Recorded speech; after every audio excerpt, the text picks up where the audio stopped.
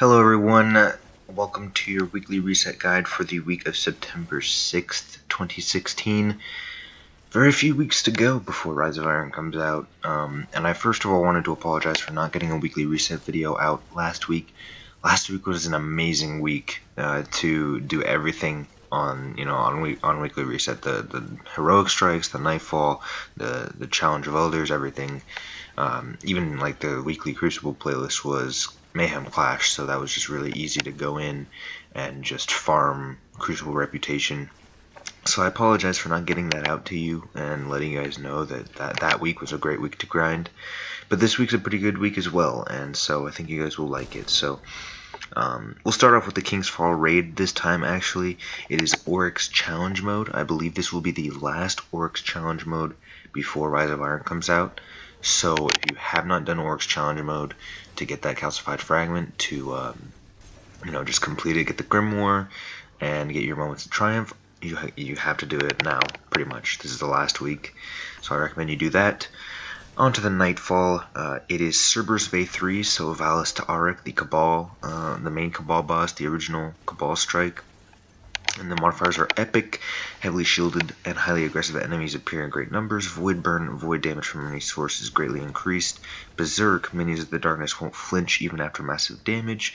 Brawler, guardian melee damage is greatly increased, and Airborne, players deal more damage while in the air. So, interesting strike. The only issue I foresee is, if it's taken, there is a sizable amount of void damage in the taken version of the strike. If it's not taken, then all you really have to worry about is nothing really. Actually, I mean, there's not much void damage at all. Do the Scion Flares do any void damage? They might do some void damage. Not the Flares, but the Scion and regular Scions. I don't think they do void damage. So, pretty easy strike this week. Just throw on Telesto or a good void sniper. Punch your way through. Float in the air if you have that ability to do that, and just do a ton of damage, run through the strike. Shouldn't be too difficult of a nightfall in my opinion. The weekly heroics modifiers are heroic, enemies appear in greater numbers and are more aggressive. Solar burn, solar damage from any source is greatly increased. Chaff, player radar is disabled, and catapult, grenade recharge rate is greatly increased. So yet again, fantastic week. Run in with your solar subclasses, keep throwing grenades, and just run through some strikes. This is a very, very easy week this week. Highly recommend doing heroic strikes, grinding that. So this is the first time we haven't started out with Challenge of Elders, but this week's Challenge of Elders is probably the easiest in a very, very long time. I did it both on my Hunter and my Warlock yesterday at Reset, and got easily 50,000 points per round of Challenge of Elders. So this is an easy 2-run 90,000 cumulative score for your sigil. So I highly recommend putting a team together and doing this. Titans get the shaft this week, unfortunately. The modifiers are exposure, guardian shields are increased but do not replenish. Specialist, special weapon damage is favored, and super kill bonus. Obviously super kills are worth more points. Excuse me. Round 1 boss is the Overmind Minotaur regular Vex boss. Round 2 is Psylocke the Defiled, the Taken Hive boss. And the final round is Norusk, Servant of Oryx, the Taken Cabal boss. No special mechanics here. The Overmind Minotaur will do that stare thing and try and detain you. As long as you're behind cover when he does that, you'll be fine. Psylocke likes to spit hot fire. Just avoid that and you'll be fine. And Norusk is just annoying. He kind of shoots those Axion darts at you. Those can do a lot of damage, but as long as you shoot them before they come at you, or just make sure you're at high health at all times in cover, you should be fine. Easy week this week. Super kill bonus, obviously. Hunters, Arcblade is going to be your best bet, because kills with Arcblade count not only as a super kill but as a melee kill, so you're generating a ton more points than any other subclass with your super.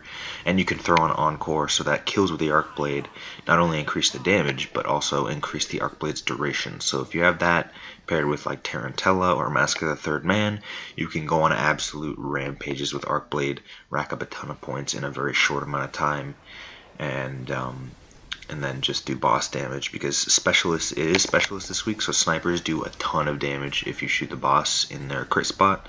So literally just pop your super, wipe the ads, shoot the boss a few times with a sniper rifle, pick up the orbs that your teammates might have dropped, and rinse and repeat.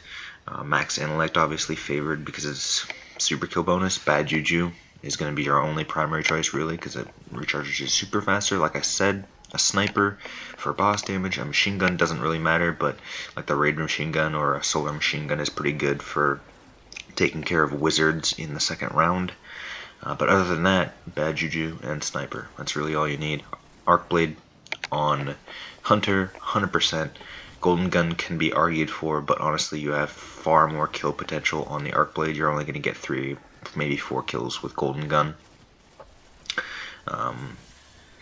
Once again, you could do the throwing knife cheese, but in my opinion, like once again, Arc Blade, you get melee kills and super kills in your supers. So that's way more points than Gunslinger would ever generate. For you Titans out there, the only choice is Sunbreaker. I mean, it's the only Slayer super. It's got the most kill potential. You have to pick that. I mean, there's no other option there. And honestly, you're not going to get as many points as Warlocks or Hunters in this situation. They just have better supers for these bosses and for these point generation, for point generation. And finally, Warlocks set their Stormcaller is 100% the way to go. Generate a ton of orbs for your teammates. If you utilize Transcendence or Landfall, you can get a ton of kills. You can literally wipe the whole map, or at least half the map in one Stormcaller super. Same with Blade Dance. In fact, I recommend the build of either 2 Stormcallers, 1 Blade Dancer, or 2 Blade Dancers, 1 Stormcaller. I believe 2 Blade Dancers, 1 Stormcaller will not only give you enough orbs to recharge your super pretty much every rotation of ads and boss damage, but obviously 2 Arc Blades will generate more points than, Arc Blades are going to be generating more super kill points than the Stormcallers will, even if the Stormcallers get more kills in general. Because of the point stacking on Arc Blade, they're going to be getting more points. So more Arc Blades you have, the better. You could honestly go 3 Arc Blades if you wanted, but I would recommend at least 1 Stormcaller, if anything, just for orb generation. So you have the Arc Blades have their supers. If they don't manage to get them back before the next ad rotation. But yeah, that's going to be it, guys. Easy 45,000 per round this week. Go in, do your sigil, get it in 2 runs, get the loot from that. Happy looting this week, and I will see you guys in my next video. Peace.